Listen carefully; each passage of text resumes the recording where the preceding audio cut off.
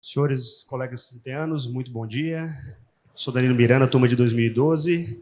Agradeço à ITA pelo convite, Paulo Inácio, por estar aqui na primeira edição do Infinitas, né? Esse importante evento que, como disse o nosso presidente, que ele dure por 100 anos, né? Eu vim aqui para falar de um assunto que também me é muito querido, que é o setor espacial. Eu compartilho com os pais fundadores do setor espacial o carinho pelos foguetes.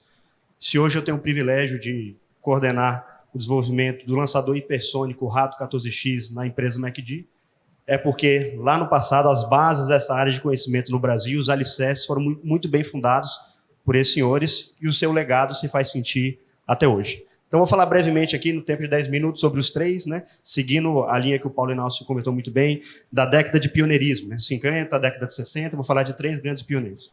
Começando por dois monstros sagrados da turma de 58, aliás, os dois summa cum laude, os dois primeiros summa cum laude do ITA, Fernando de Mendonça e Hugo de Oliveira Piva, conhecido como Brigadeiro Piva.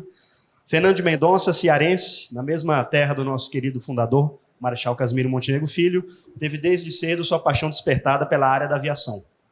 Muito jovem, já foi cursar escola de aviação, tornando-se piloto, mas tinha um grande carinho pela engenharia. Então, logo em seguida, prestou vestibular e veio ser engenheiro de eletrônica no ITA, sendo o primeiro summa cum laude da instituição, junto com seu colega de turma.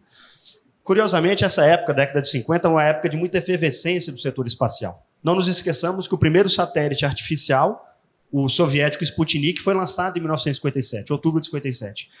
Fernando de Mendonça era aluno do 4º ano de engenharia eletrônica, e obviamente, isso era uma febre mundial, e ele começou a tentar construir a primeira estação de antena, estação terrestre, para captar os sinais desse curioso Sputnik.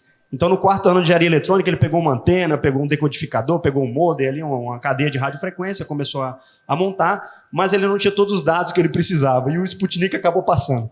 Ele ficou muito frustrado, mas no jornal acabou a notícia de que os americanos iam lançar o primeiro, logo em seguida, que foi o Explorer 1, lançado alguns meses depois, em janeiro de 58. Então, Mendonça, nas férias, teve tempo livre em dezembro e janeiro, terminou a sua estação e conseguiu captar os dados do satélite americano Explorer 1. Lembrando que ele era aluno do 5º ano de engenharia aqui do ITA. Então, esse fato é considerado por muitos historiadores como sendo o início das atividades espaciais no Brasil. A antena feita pelo aluno de 5º ano de engenharia eletrônica do ITA, summa cum laude, né, Fernando Mendonça. Depois, a sua genialidade o levou aos Estados Unidos. Lá ele fez doutorado em Stanford, na área de radiociências e telecomunicações. Ele permaneceu nos Estados Unidos ainda há alguns anos, vindo nos bastidores do programa espacial americano. Foi amigo pessoal de Wernher von Braun, né, o pai, aí, dos pais do programa espacial americano. Inclusive, alguns anos depois, ele o convidou a vir no Brasil. Ele veio ao Brasil, proferiu algumas palestras na década de 70 no INPE, no ITA, né, uma década depois. Fernando de Mendonça, então, meados da década de 60, foi convidado a retornar ao Brasil para poder assumir ali trabalhos de liderança na CONAI, Comissão Nacional de Atividades Espaciais, que depois daria origem ao que a gente conhece como INPE, o Instituto Nacional de Pesquisas Espaciais, que faz divisa aqui com o CTA. O INPE é uma instituição que dá muito orgulho ao Brasil, uma instituição de mais de 5 décadas de existência, sendo que nas suas primeiras décadas, Dr. Mendonça foi o diretor dessa nova instituição. Hoje ela é referência no Brasil nas áreas de assessoramento remoto, previsão do tempo, clima espacial, projeto e construção de satélites. Tudo isso começou lá atrás com o trabalho de base de Fernando Mendonça. Ele também é conhecido, né, depois, né, da sua aposentadoria, por ter hobbies bastante interessantes. Um deles, ele tem paixão por castelos medievais.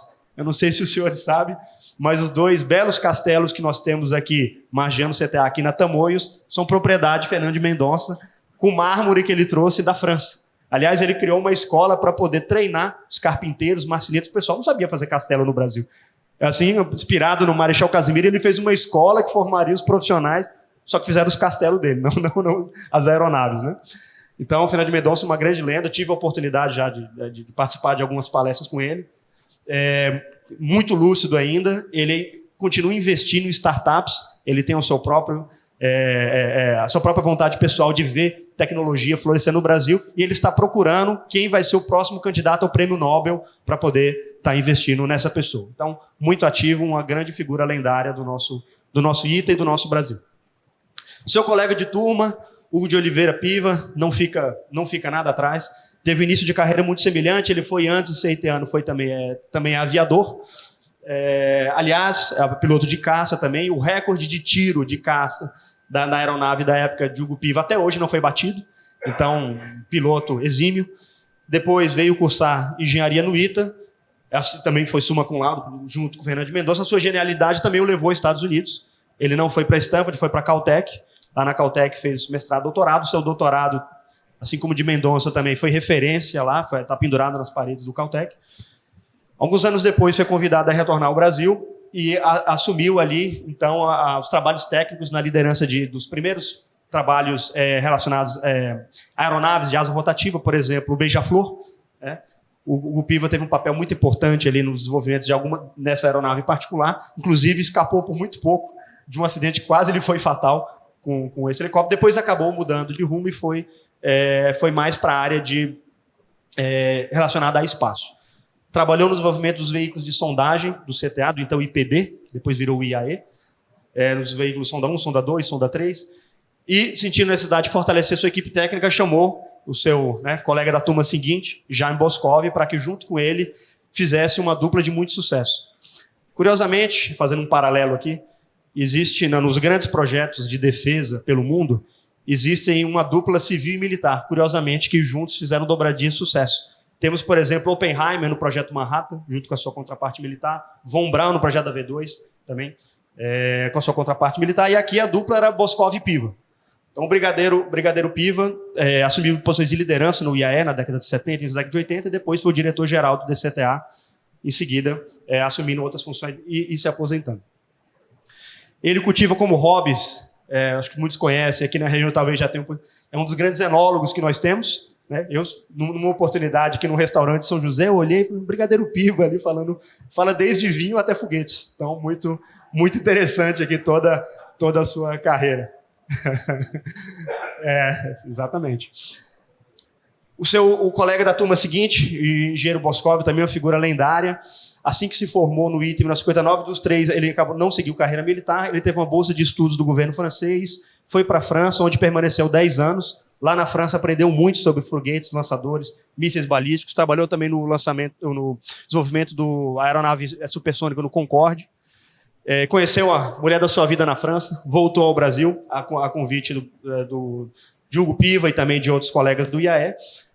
E assim que chegou, o veículo Sonda 1 e Sonda 2 já tinha se desenvolvido, ele trabalhou na liderança do Sonda 3, na continuidade do foguete de sondagem do IAE. Aliás, ele chegou ao Brasil em 69, 3 semanas antes de quando o homem pisou na Lua. Quando ele voltou, aquela efervescência do setor espacial, deu a ideia do Sonda 3, e o IAE já queria partir direto para o VLS, o veículo lançador de satélite. Ele considerou que o salto tecnológico era muito grande, deu a ideia do Sonda 4, para que fosse um veículo intermediário, que ainda se pudesse validar alguns desenvolvimentos. Essa ideia foi muito bem aceita, ele liderou o trabalho do Sonda 4, e depois o VLS é conhecido também no setor aeroespacial como o pai do VLS, o veículo lançador de satélites, tendo se aposentado do IAE em 92, mas os voos do VLS ocorridos em 97, 99 e 2003 foram consequências aí do seu trabalho, todas as bases já estavam fundadas por eles. Então, nas décadas, como o Paulo Inácio falou muito bem, nas décadas de 50 e 60 vieram os pioneiros, 70 e 80, já eles em posições de liderança, foram os homens fortes aí que ajudaram o programa espacial. Se o Brasil hoje tem alguma coisa na área de foguetes satélites, a gente deve muito aos três. Jaime Boscov, como hobbies, não era castelos e vinhos, mas tocava o seu violino, e ele tinha um hobby muito interessante também de fazer cerâmicas artesanais. Tive a oportunidade de conhecer algumas que ele fez. Ele faleceu recentemente, em 2020, foi uma grande comoção no setor espacial. Mas aqui eu queria deixar nessa singela homenagem aos três. Se hoje eu posso trabalhar com foguetes, outros iteanos, tantos colegas profissionais do setor podem trabalhar, não há dúvida que foram por causa desses três monstros sagrados que começaram as bases do setor aeroespacial no Brasil. Então a responsabilidade é muito grande de a gente carregar nos ombros grandes nomes aí que fizeram a história para o nosso país. Então, o nosso ITA é forte, a gente precisa, como muito bem falado, a gente precisa honrar, se 1% do Brasil não nos conhece, deve conhecer, porque eles são parte da história do Brasil. Muito obrigado.